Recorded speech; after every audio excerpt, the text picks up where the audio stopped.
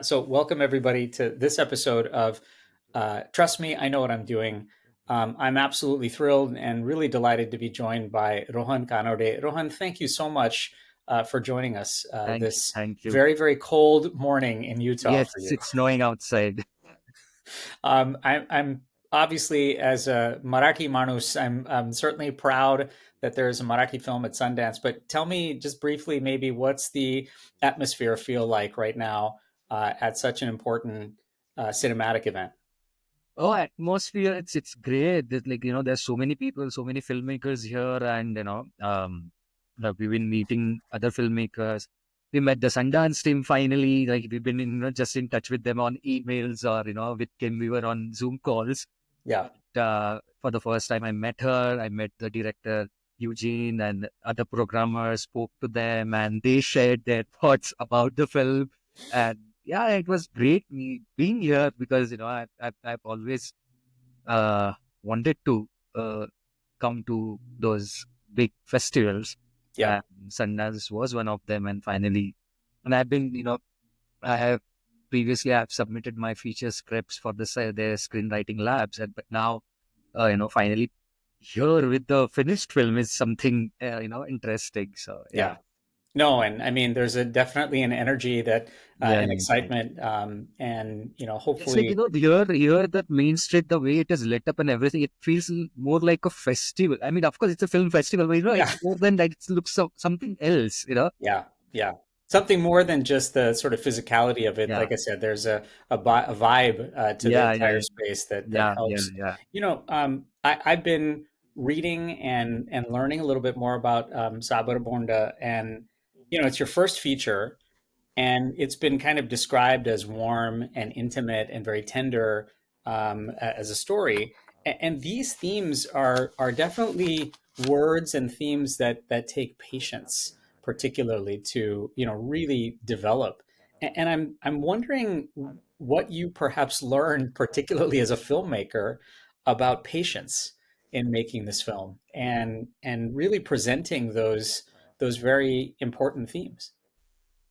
Patience is, I think, something that as a filmmaker or a creator, you really need that one talent. I would rather say, or I don't know, skill, whatever it is. Yeah, But yeah, yeah, you really need it because sometimes when you are making an independent films, it takes a very long time, yeah. depending on what you're making and the kind of support you get during that journey. So it takes a lot of time for us also. I mean, we started working on it on in 2020, so it took Mm. us this many years to finish the film. So yeah, patience is something you really need. I mean, also when you're shooting it, that's so then do you really need patience because you are doing so many, you have to make so many decisions, Yeah. and you have to have patience and I don't know what, but yeah, it's But really important. and in particularly thinking about the themes and the story that you're presenting, did that also, help in a way to allow for things, the story to develop and allow for that particular, again, vibe or the temperature of this film to stay in a very kind of like slow and developing fashion, unlike maybe, some other types of films that are out there that they feel like they're very, very pressured and rushed.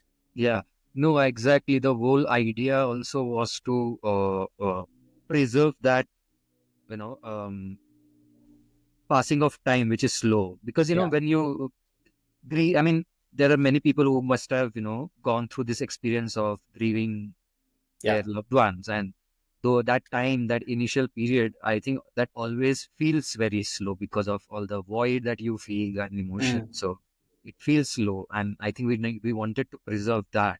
And yeah, on top of that, when I was mourning my father, I was in my ancestral village, and when you are in the village, that anyway, time goes slow, so that yeah, was the added thing into it. And then because I was not doing anything when I was there at my ancestral village mourning my father, me yeah, and my mother would just sit in the house the whole day. Our yeah, relatives will go, they would just go out and do their works, go to the farm.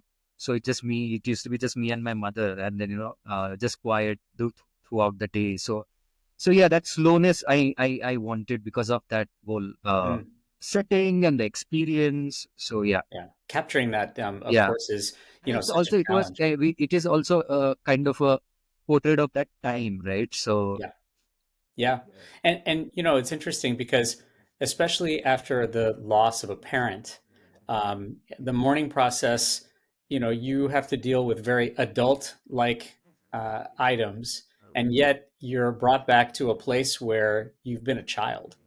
And, for you, was there some dichotomy here in particularly choosing mourning and grief and emptiness and loss as kind of backdrop anchors for a film that otherwise is, relatively romantic and has some narratives about a developing relationship? basically, when I was grieving my father, I was trying to find escape. Because all the relatives who came to meet us, they were only talking about my marriage, and because I was 30 then, Yeah. and uh, I had lost my father, and so all of a sudden I had become the head of the Focal point. family. Yeah. Yeah, and then everyone started saying, no, now you have to get married, your mother Yeah. needs someone, and all that stuff started happening. And so I was just all the time trying to find the escape. And Yeah. that's why I had this thought, what if I had a friend over here who knew about me? I would have just sneaked out. Yeah. So when I started thinking about that, I felt there is a story here, Yeah. and that's how actually the that inspiration came, because I was trying to find escape all the time.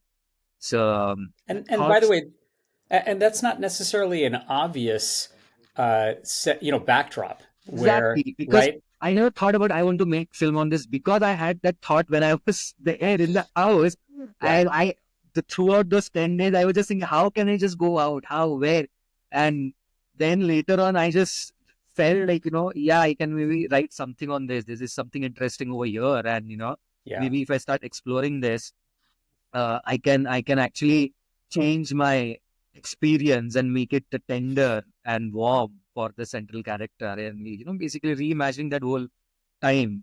So Yeah. that's how it came to me. It was not that I wanted to write this story using this background. Everything was just there. The thoughts that came, that just uh, turned into this idea.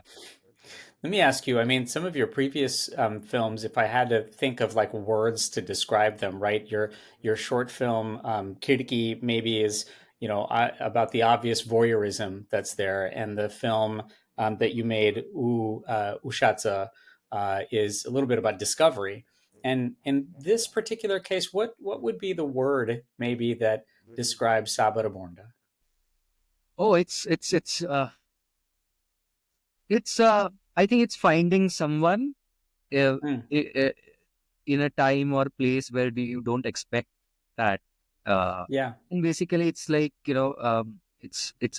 I think it's more a romance drama, Mm, because I didn't want to make a film about grieving period or right. dealing with grief. I mean, there is grief. The character is dealing with it, but I think romance becomes a takes over, and that's when that journey for this character becomes tender, and it also helps the love and affection that he receives. Yeah. That helps him to deal with his grief. I think so. I think at its core, it's a romance drama. I would rather say that. Yeah. Do you think that sometimes it's helpful to understand the surprises that come from trauma? Yeah, yeah, Yeah, uh, and I guess with that, because a lot of times these are aha moments. There's an open window someplace, you're peering into it. There's a friendship that develops, in an area of absence, and now in this particular example, right, there's a period of time where you're really going through a lot of loss and emptiness, and yet the surprise of a connection, maybe a kind of dormant connection, is there. That seems to be sort of like a formula, maybe for some of the stories that you're presenting. Is that something that you have found easy in a way, or like natural to portray as a filmmaker? I mean, you mean this relationship that develops that? Yeah, What? just again finding surprises in not so obvious places. Yeah, but that's what It was like I never really sat to think what I want to do. This was literally organic, Yeah, and One of the other things that I would add here that, since my childhood, whenever I used to go to my ancestral village, I used to always, have this question in my mind that, are there any gay guys here? Yeah. So that was another, the childhood thought also, helped me, add that in this film, because even though when I was thinking that what if I had a friend over here, but when I was thinking about that, then I thought, oh, okay, the thought I had in my childhood, maybe, this two I can combine, and, something can come out of it. So it Mm. was a surprise, but I think it was organic. It was just, as I was just thinking more about it, yeah, all those thoughts were actually surprising me. But Yeah. I was not surprised in a way that, this is a very surprising setting, because Sure. for many people it was like some friends from my ancestral village, when they got to know that I've written a script. It's a romance and that happens during this grieving period. They were like surprised. I mean, they were like, how can this happen during grieving period? When Yeah. one of my friend who was with me in the a script writing lab. So he knew about the script, and but even recently when he saw the film, he was like, when I had read about the story for the first time, synopsis and everything, he was like, I was wondering how is he going to do this film, this romance Right. drama. So they were all surprised. For me, it was not, because first, uh, grieving was it came from my own experience. Then Yeah. rest of the things that I use, even though they are fiction, but they are also like, things that I experienced in my child. Like, when these Yeah. two friends start spending time, they go they go for goat grazing. So I Yeah. used to, as a child, I used to go with my cousins when they used to go for goat grazing. I used to go. It was exciting, right? Yeah. So Yeah. some of the memories from that time, just Right. to be very hot. So most of the time, they would just let goats graze and, sit under the tree. So Yeah. those moments, those times. So I use all of those.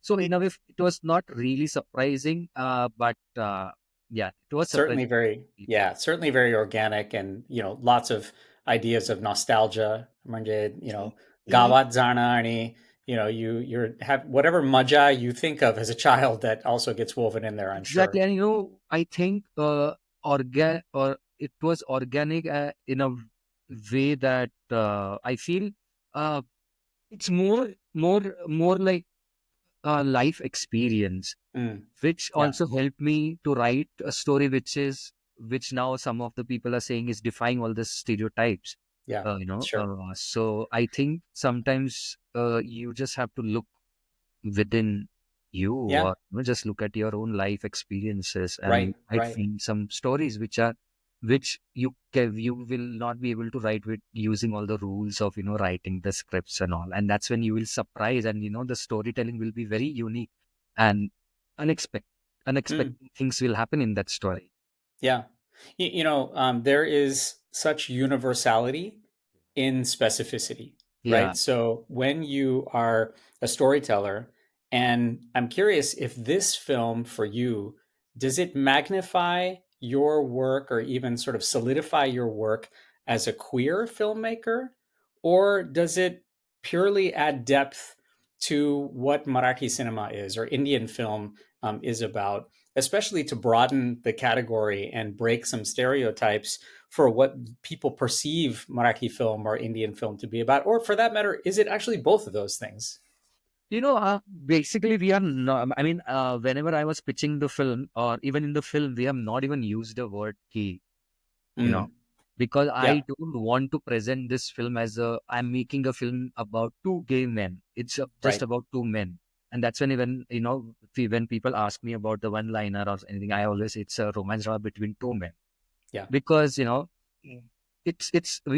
wanted to present these two men as a normal human being like any other man. yeah, Sexuality is never your identity, yeah, and that's what we tried here also, that we need to normalize sexuality and just yes. present these characters as just human beings. So for me also, I don't know why I, people say that gay filmmaker or anything. It's more a film about humans and Mm. human experiences, and human experiences are so diverse. It's just not, you can't just And put it in boxes. yeah, and hopefully those. themes broaden the experience of But what people then really then understand as, again, Indian cinema, Marathi cinema, cinema in general, right? I mean, it's more specific stories that allow us to, really broaden and generalize what our thought process is. yeah, and thankfully, when the programmers watched the film and they were, getting back to us, they always said, this is more than a romance or queer romance. Mm, It's more yeah, than that. And they were also telling us, please, whenever you are promoting film, please promote it like, it's don't promote it like a queer film. It's yeah, more than that. And even the heterosexual people, some of my friends who saw the film, they connected with the film that, and they didn't. It was they were not saying that this is a queer film. It's just a romance film, and yeah, even though the character has certain sexuality, but they said that some of the experiences that these characters are experiencing, we are also facing those things and experiencing those things in our life. So it's not only a queer experiences. Now some of the things that we have used in the film, they are yeah, actually universal things. So it's yeah. more a film, and I would like to, I mean, if people recognize me as a filmmaker than just a queer filmmaker. That is, I think, important to me. Yeah. So, well said. And again, a love story and a romance drama is part of the human experience, I mean, not anything one of the else. other things, like when some of the filmmakers only make horror films, we don't call them horror filmmaker, right? Right. Yes. We know some film, they only explore horror themes. Yeah. When we don't call them a horror filmmaker, why people call people filmmakers who explore sexuality in their, Yeah. so why they have to have, that. And yet one, sometimes that poses an interesting question in that for other filmmakers or people who are trying to tell stories of in the queer space, is it also important to recognize that there is a place Yeah, and there's space for these kinds of stories, and then it's very important for those stories to actually be told. yeah, exactly. Yeah. Yeah. You have such a unique background that you share, of course, with your parents and your upbringing. And as you mentioned, this film is yet another part of the human experience. What does this?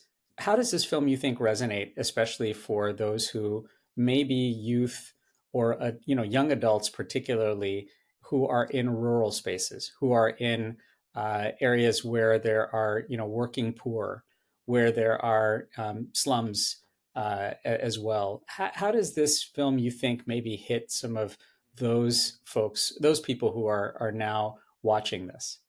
I think we made it specifically for that reason because, when I was watching some of the queer films, and I always felt, even some of the Indian queer films always had the influence of Western queer films because you see all the, things that they tackle, the conflict with the parents and, Yeah. coming of age and accepting the sexuality and everything and everything. And then on top of that, I have always seen that those films always had this either city based stories or stories based in upper class. And that's when I was like, Mm, I don't see myself here, or I don't yeah. see any of my experiences in these stories. And that's when where I when I and then because this film is so much personal storytelling, I had to use some of my own background of growing up in a slum, and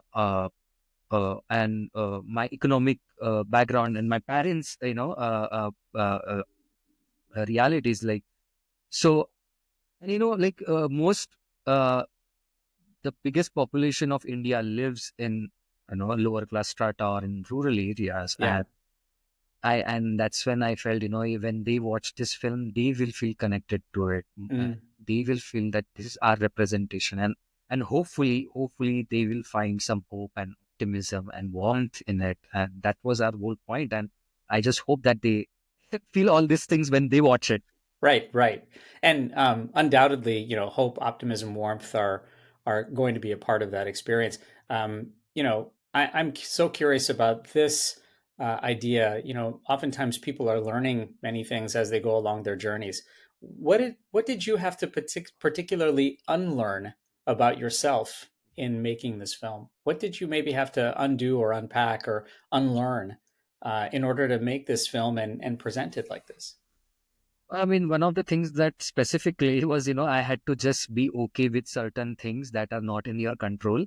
Mm, Like, when I had certain ideas about some scenes, like yeah, the nature, the kind of light and everything, and some of the other things, like houses, the way I wanted. So I had this particular idea that I wanted both the houses in the village facing each other, and all that. One is a bungalow kind of a house, yeah, and the other one is just two-room house, and they're facing each other, and they are in, like, there are mountains around it. yeah, And we only found one house, and which was in my mother's village, yeah, and there was no other house, and I was like, no, okay, so we are not shooting the film here. We have to find both the houses, and we have to find yeah. that village. And for 3 years we were looking for it, and we didn't find it. And finally, Wow. my EP said, Rohan, you will not get everything. Yeah, You have to do some compromises, just right. find some other alternative ideas, or think something that will work. But otherwise, we will not have any location, till the time we reach the shooting dates. Yeah, And finally, that's when I realized, okay, yeah, I mean, now there's no point being so rigid about it, that this is how I want it. yeah. Let's just be a little flexible, and start thinking about it. That's when I went back to my mother's village, and I saw this bungalow, and there was another house a little away from this bungalow, and it was facing in the other direction. Mm, But then I was like, this works. This yeah, house is interesting, and this works. Maybe I'll have to just tweak some of the scenes a little, but still it works. And that's when I was like, some of these things I have to keep in mind when I start shooting the film, yeah, because it's like when you need bright light, that's when it becomes cloudy. When you need cloud, that's when it becomes bright. And all these problems happen. And that's another thing I realize, sometimes you just have to respond to the nature. yeah, It's not in your control. And if you start responding to the nature, you will find some really magical things that you can never think of while writing the film. So yeah. some of these things I thought, it's important, and I had to finally let go of some things and just embrace whatever was happening in that moment. Yeah, there's a lot of peace in discovering how important it is to just roll with it and really understand that like you said, organic, let Yeah. things sort of flow in that way. I'll ask you one last thing because it's always an important one for those people who are either rewatching some of your previous work, but now getting to know you as a filmmaker and watching Sabar Bonda and really experiencing this work for the first time. What do you hope are some of the questions that they're asking themselves after they experience your film? Oh, okay. I don't know. I don't know. I don't think the kind of films that I make will question people. I don't know. I just feel that I tried to create some experience, and I tried to make films which are open for interpretations. And I feel films should be like that, because then every individual can interpret it the way they want, or the way they Mm, experience their life. So it's interesting, and if that film gives them any experience, i'm just I'm just always curious to listen to those experiences, because yeah, as a filmmaker, you just make uh, or you write a story, or you want whatever that your perspective about life, you do that. After that, it's mostly I want to hear from audiences. So more than mm, questions, I think if they have any experiences, or they felt something, and if it has helped them to look at certain things differently, I would really love to know that, rather than that. And yeah, so all the audience members who are actually listening to it right now, if you watch my films, do let me know. You can connect with me on Instagram, and if you want to share your thoughts and your experiences, I would really love to hear them, because I feel that sometimes when you listen to the audience, and you know how they pursued certain scenes or the dialogues, Mm, or a short framing, sound design, whatever that is. yeah, Sometimes their experiences can help you understand something else that you never thought about, sure. and it might help me as a writer and director for my next project. So Yeah. getting learning about their experiences, it will actually help me enrich or help me hone my craft even more for my next project. So yeah, that's what I think should happen. Well, with those curiosities, those perspectives, those experiences, and as you mentioned, leaving hopefully with a lot of hope and positivity and optimism, I'm sure people are going to be enjoying your work for a long time. Rohan, thank you so much for joining me today. This was really a treat, and I hope we're able to connect down the road. Yes, thank you, Abhay. Thank you for calling me for this podcast. Thank you. You're listening to Trust Me, I Know What I'm Doing. Stay tuned.